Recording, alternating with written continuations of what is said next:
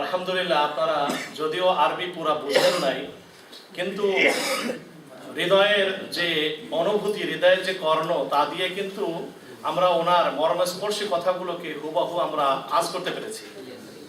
জাযাকাল্লাহু খাইরান, জাযাকাল্লাহু খাইরান, মাদাল্লাহু হায়াতাক ওয়াস্তাফাদা ফি হায়াতিক আল্লাহ সুবহানাহু ওয়া তাআলা ইস্তাফাদানা আল-ইয়াওম জিদ্দান নাহনু মাসউলিনা জিদ্দান বিখুতবাতিকা নাশকুরুল্লাহ যালিক।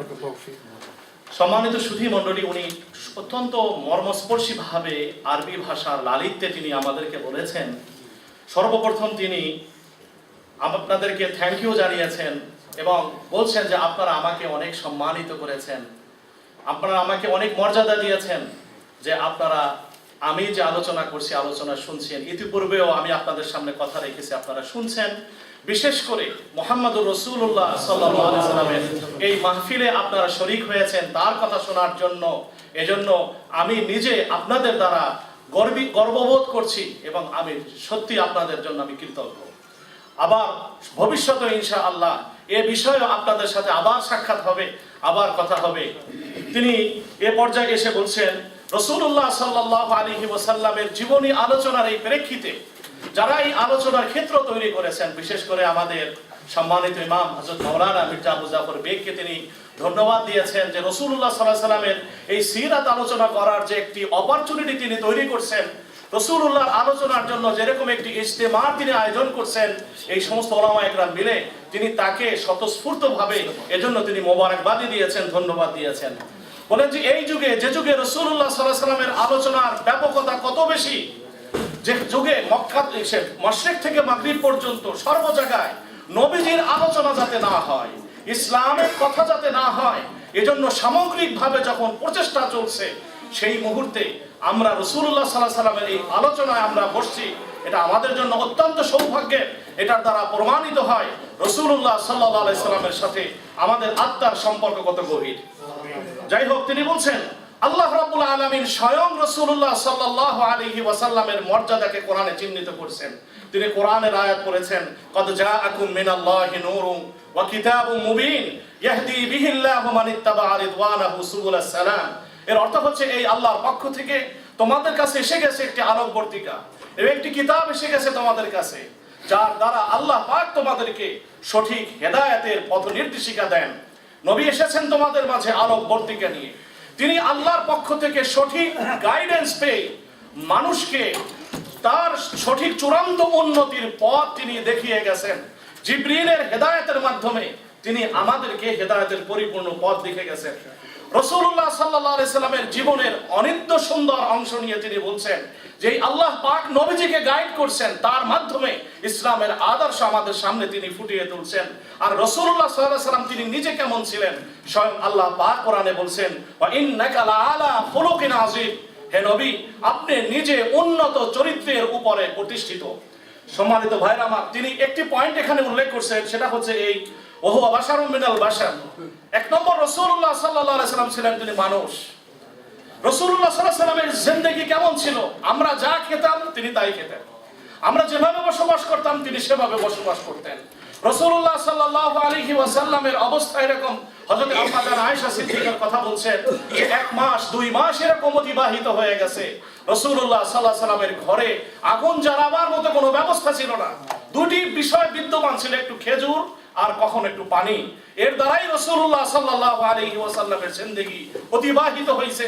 রাসূলুল্লাহ সাল্লাল্লাহু আলাইহি ওয়াসাল্লাম পারিবারিক জিন্দেগিতে স্ত্রীদের সাথে কত বেশি মমতার সাথে তিনি থাকতেন, কত আদর্শনীয় ভাবে থাকতেন, কত বিনম্র মন নিয়ে তিনি থাকতেন, যে আম্মা জান আয়েশা সিদ্দিকা রাদিয়াল্লাহু তাআলা আনহার কথা বলছেন। এরকম অবস্থায় যে যখন এই কষ্ট ক্লেশের মতো জীবন ছিল, আম্মা জান আয়েশা সিদ্দিকা রাদিয়াল্লাহু তাআলা আনহা একবার তার সহ সমস্ত স্ত্রীগণ মিলে নবীজির কাছে বলল, ইয়া রাসূলুল্লাহ, আমাদের একটু থাকা খাবার ব্যবস্থা ব্যাপারে একটু উন্নত ব্যবস্থা করুন। রাসূলুল্লাহ সাল্লাল্লাহু আলাইহি সাল্লাম এজন্য তিনি অসন্তুষ্ট হলেন। সাথে সাথে আল্লাহ পাক আয়াত নাযিল করে বললেন, ইয়া নিসাআন নবী ইন কুনতুন্না তুরিদুনাল হায়াতাদ দুনিয়া ওয়া যিনাতাহা ফাতাআলাইনা ওয়া উমাত্তিকুন্না ওয়া উসাররিহুকুন্না সারাহান জামিলা। হে নবী স্ত্রীগণ, তোমরা যদি দুনিয়া চেয়ে থাকো, দুনিয়ার সহায় সম্পদ তোমাদের কাঙ্ক্ষিত হয়ে থাকে, নবী আপনি আপনার স্ত্রীদেরকে দুনিয়ার চাহিদা অনুযায়ী দিয়া দেন। দিয়ে দিন তাদেরকে এবং তাদেরকে আপনার থেকে আলাদা করে দিন। রাসূলুল্লাহ সাল্লাল্লাহু আলাইহি সাল্লামের ব্যাপার নবী করিম সাল্লাল্লাহু আলাইহি সাল্লাম হযরত আয়েশার কাছে গেলেন, যে বললেন, হে আয়েশা, আল্লাহ পাক তো তোমাদের জন্য কোরআনের আয়াত নাযিল করছে, তুমি আমাকে সর্বপ্রথম তোমার ওপিনিয়ন দাও। তোমার ওপিনিয়ন দেওয়ার জন্য যদি তোমার পিতার সাথে পরামর্শ করতে হয়, তার সাথে কথা বলো, তোমার মায়ের সাথে কথা বলো, তুমি তোমার সিদ্ধান্তের ক্ষেত্রে পিতা মাতার পরামর্শ নিয়ে তোমার ওপিনিয়ন আমাকে জানাও। হযরত আয়েশা সিদ্দিকা তখন বলছিলেন, আফিকা আস্তামিরু আবওয়াইকা ইন্নী আখতারতুল্লাহ ওয়া রাসূলাহু ওয়াদ দারাল আখিরা। হযরত আয়েশা বলেন যে আমি কি আপনার ব্যাপারে আমি আমার মাতার সাথে পরামর্শ করব, রাসূলুল্লাহর সাথে পরামর্শ করব? আমি নির্দ্বিধায় নিঃসংক চিত্তে আমি প্রাধান্য দিলাম আমার কাছে আল্লাহ এবং তার রাসূলকে এবং আখিরাতের জীবনকে আমি প্রাধান্য দিলাম। পরে তিনি মনের ক্ষোভের সাথে বলেন, কোথায় সে দুরাত্মারা যারা এমন মহিষী নারী সম্পর্কে যারা আঙ্গুলি উঁচু করে কথা বলে, তারা সেই পাপাত্মায় সেই শিয়াদের কথা তিনি বলেছেন যে তারা কোথায়, যারা এমন মহিষী নারী যিনি স্বেচ্ছায় স্বতঃস্ফূর্তভাবে আল্লাহ এবং তার রাসূল এবং পবিত্র আখিরাতের দিনকে যিনি প্রাধান্য দিয়েছেন। হযরত আয়েশা সিদ্দিকা এটা ছিলেন। রাসূলুল্লাহ সাল্লাল্লাহু আলাইহি ওয়াসাল্লামের অবস্থা এরকম ছিল, তিনি বলেন যে নবীজির ঘরে খাবার নাই, তিনি আর নিজের শিরস্ত্রাণ এটা বন্ধক রাখছিলেন এক ইহুদির কাছে, যে জব নিয়ে আসবেন, যে জব দিয়া পরিবার দ্বারা ভরণ পোষণের ব্যবস্থা হবে। রাসূলুল্লাহ সাল্লাল্লাহু আলাইহি সাল্লামের অবস্থা এরকম ছিল, ভাইরা আমার, নিজের ঘরে কিছু খাবার নাই, নিজে দোয়া করতেন, আল্লাহুম্মা জাআলনি মিসকিনান ওয়া আমিতনি মিসকিনান ওয়াহশুরনি ইয়াওমাল কিয়ামাতি ফি যুমরাতিল মাসাকিন। রাসূলুল্লাহ বলেন, হে আল্লাহ, আপনি আমাকে মিসকিন বানান, আমাকে মৃত্যু দেন, আমার কাছে যেন দুনিয়ার কোনো সহায় সম্পদ না থাকে, আর ময়দানে মাহশারে ওই সমস্ত মানুষের অন্তর্ভুক্ত আপনি আমাকে করেন যাদের দুনিয়ায় কিছু ছিল না। এই ছিল রাসূলুল্লাহ সাল্লাল্লাহু আলাইহি সাল্লাম, দুনিয়ার ক্ষেত্রে এত দুনিয়া বিরাগী। আর রাত্রিবেলা তিনি কি করতেন, সারা রাত্র দাঁড়িয়ে কখনো কখনো এইরকম নামাজ পড়তেন, আল্লাহর কাছে নিবেদিত হতেন, পা ফুলে যেত, ভরাক্রান্ত মনে আল্লাহর ভয়ে আল্লাহর ভালোবাসায় করমবন্ধত অবস্থায় তিনি সারা রাত্র দাঁড়িয়ে তিনি নামাজ পড়তেন, তার পা মোবারক ফুলে যেত। হযরত আয়েশা সিদ্দিকা রাদিয়াল্লাহু তাআলা বলতেন, ইয়া রাসূলুল্লাহ, আন্নাল্লাহ কাদ গফারা লাকা মিন যামবিকা ওয়া মা তাআখার, আল্লাহ আপনার পিছনের গুনাহ maaf করে দিয়েছে, পরের গুনাহ maaf করছে, আপনি এভাবে কেন এত নামাজ পড়েন? আল্লাহ পাক তো আপনাকে সেই মর্যাদা আগেই দিয়ে দিয়েছে। রাসূলুল্লাহ সাল্লাল্লাহু আলাইহি ওয়াসাল্লাম বলতেন, আফালা আকুনা আবদান শাকুরা, আমি কি আল্লাহর কৃতজ্ঞশীল বান্দা হব না? আল্লাহর কাছে কৃতজ্ঞশীল বান্দা হিসেবে আমার নিজকে প্রকাশ করব না? হযরত ওমর রাদিয়াল্লাহু তাআলা আনহুর কথা তিনি বলেছেন, হযরত ওমর রাদিয়াল্লাহু তাআলা একদিন নবীজির ঘরে এসে দেখে শুষ্ক একটা চামড়ার মশক ঝোলানো আছে, সামান্য এই জিনিস, একটু খেজুর আছে রাসূলুল্লাহ সাল্লাল্লাহু আলাইহি ওয়াসাল্লামের ঘরে, নবীজির চাটাই দাগগুলা নবীজির শরীরে অঙ্কিত হয়ে আছে। হযরত ওমর রাদিয়াল্লাহু তাআলা এই চিত্র দেখে তিনি সহ্য করতে পারেননি, তিনি কেঁদে ফেলছেন, বলছেন, ইয়া রাসূলুল্লাহ, আপনি কি দুনিয়ার জন্য সামান্য প্রয়োজনীয়তটুকু কি আপনি নিতে পারেন না? আপনি কেন দুনিয়া থেকে এত বিমুখ হন? আল্লাহ পাক আপনাকে দুনিয়া এবং আখিরাতের সমস্ত কল্যাণ আপনার হাতে দিয়েছেন। রাসূলুল্লাহ সাল্লাল্লাহু আলাইহি সাল্লাম বলেন, আফি শাক্কিনি ইয়া ইবনুল খাত্তাব, হে ওমর খাত্তাব, তোমার মনের ভিতরে কি সন্দেহ ঢুকছে? তোমার মনের ভিতরে কি সন্দেহ ঢুকছে? তুমি কি বলছো? কিসের কথা তুমি বলছো? দুনিয়ার সাথে আমার সম্পর্ক কি? কাইসার ও কিসরা তারা দুনিয়ার জিন্দেগি জীবন যাপন করে, তুমি আমাকে তাদের সম্পর্কে বলো। হা উলাই কওমুন উজরিনাত লাহুম তাইয়্যিবাতুহুম আমা তারদা ইয়া ইবনুল খাত্তাব আন্না লাহুমুদ দুনিয়া ওয়া লানাল আখিরা। রাসূলুল্লাহ সাল্লাল্লাহু আলাইহি ওয়াসাল্লাম তখন বললেন, হে ইবনুল খাত্তাব, রোম এবং পারস্যের দৃষ্টান্ত আমার সামনে কেন বলো? তারা তো দুনিয়ার কিছুদিনের ভোগ সামগ্রী নিয়ে তারা সন্তুষ্ট, তুমি কি এজন্য সন্তুষ্ট নাও? তারা দুনিয়ার প্রাপ্তি নিয়ে, ক্ষণিকের আনন্দ ফুর্তি নিয়ে তারা থাকবে, এর ভিতরে তাদের সমস্ত প্রাপ্তি চাহিদা বাসনা সব শেষ, আর তাদের জন্য দুনিয়া আর চিরদিনের যে আখিরাত আছে, আখিরাতের সমস্ত নেয়ামত আল্লাহ পাক আমাদের জন্য, মুসলমানদের জন্য রাখছেন। রাসূলুল্লাহ সাল্লাল্লাহু আলাইহি ওয়াসাল্লাম, রাসূলুল্লাহ সাল্লাল্লাহু আলাইহি ওয়াসাল্লাম, রাসূলুল্লাহ সাল্লাল্লাহু আলাইহি ওয়াসাল্লামের হায়াতে জিন্দেগি এরকম ছিল, নবীজি যদি চাইতেন তার স্ত্রীদের জন্য বিলাস বালাখানা, বড় বড় গাড়ি, সেই যুগে উন্নত পরিপূর্ণভাবে স্বাচ্ছন্দ্যের জীবন, লাক্সারি জীবন নবীজি দিতে পারতেন, কিন্তু নবীজি এটা দেন নাই। নবীজি দিয়েছেন চিরন্তন জীবনের সুখ যাতে মানুষ অর্জন করতে পারে, সেই পথ ও নির্দেশিকা রাসূলুল্লাহ আদর্শের মাঝে দিয়েছেন। তিনি আর আফসোস করে বলছেন যে আমার যে সাবজেক্ট এত বড়, এমন মহর্ষি ব্যক্তি সম্পর্কে আলোচনা করার, কিন্তু আমাকে সময় দিয়ে দিয়েছেন ওটা 20 মিনিট। যেহেতু সময় সংক্ষিপ্ত, উনি এর জন্য কৌতুক করে বলেছেন যে 20 মিনিটের ভিতরে এই মহৎ ব্যক্তি সম্পর্কে আর কি বলা যেতে পারে। সর্বশেষ তিনি একটি দাবি রাখছেন, সেই দাবিটি হলো এই, যে কোনো অবস্থাতেই হোক এই প্রিয় নবী সাল্লাল্লাহু আলাইহি সাল্লাম আমাদের জন্য নমুনা, আল্লাহর পক্ষ থেকে আলোকবর্তিকা তিনি, আল্লাহ পাক আমাদেরকে বলছেন এই রাসূলের সুন্নতকে আমাদের জিন্দেগিতে আঁকড়ে ধরে থাকতে হবে। এই কথা, এই পয়গাম তিনি আমাদের সামনে রেখে তার আলোচনা শেষ করছেন। ওয়া আখির দাওয়ানা আলহামদুলিল্লাহ। তাকবীর। MashaAllah. Really, 3 sentences. Only, not more than 3 sentences. First sentence, our Sheikh told, we read, you are respected and honorable audience. And any Muslim will be proud by you, because you are audience of the Seerah Rasulullah sallallahu alaihi wasallam. Second sentence, Prophet Muhammad Rasulullah sallallahu alaihi wasallam on the peak of highest honor and dignity, but his lifestyle was very so simple. His all companions and his all family members gave him top priority, and our Sheikh set lot of examples. Third sentence, Prophet sallallahu alaihi wasallam, his life based on akhirah, not based on dunya. This is the life philosophy. So last final hours, Sheikh said, we all are saved God for the honor of Rasulullah sallallahu alaihi wasallam. Ameen, ameen. Now our beloved Dr. Delwar Said. Beloved Dr. Delwar.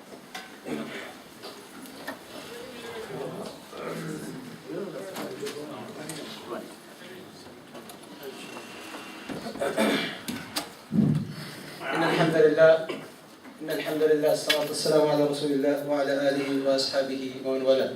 إن خير الحديث كتاب الله، خير الهدي هدي محمد صلى الله عليه وسلم. شر الأمور محدثاتها كل محدثة بدعة، كل بدعة ضلالة، وكل ضلالة في النار. أما بعد.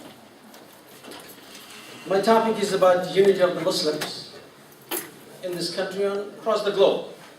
So, in the light of the life of Sallallahu Alaihi Wasallam, how did he unite this ummah when there are really diverse communities from different background, different mindset upon which they are united? Oh, inshallah. So I have to really make it faster. Just to give an example, how Rasulullah Sallallahu Alaihi Wasallam united people. We know about the Muhajir and Ansar, we are very good at history and stories, so we need to elaborate in this point any further. And we know the story of Shuhayd, Bilal al-Habashi, and you know the story of Salman al-Farsi radiallahu anhum, all came united under one flag, even though they're from different language, different cultural background, different educational background, different eating habits. So I know that you could be united from different background, provided that you have a common pole to hold on to. Now, in a practical example of today's world, if you look in the government of this country, you have many parties, at the least you have 2 parties, the Democrats and Republicans. They hate each other in terms of when they go to Congress and Senate, debating many issues of the government. However, they all unite on the common framework of the constitution of the country. However, they must unite, including the president and the judges, 9 judges in the Supreme Court, and the Congress and Senate. Everybody must unite under the allegiance of the flag, i.e. the constitution of the country. However, Muslim from across the globe came about. We are all brothers and sisters and all this talk, but in essence, they are not united. So many places I lecture, they ask why Muslims are not united. I'm surprised, why should we be united? That's how I to know. Because all of us saying all different things as we please, how these all different people could be united without a basic framework. So that is the issue I'd like to talk about, inshallah. Allah Azza wa Jalla said, Surah number 42, verse number 13, Allah said, أَقِيمُوا الدِّينَ وَلَا تَتَفَرَّقُوا فِيهِ.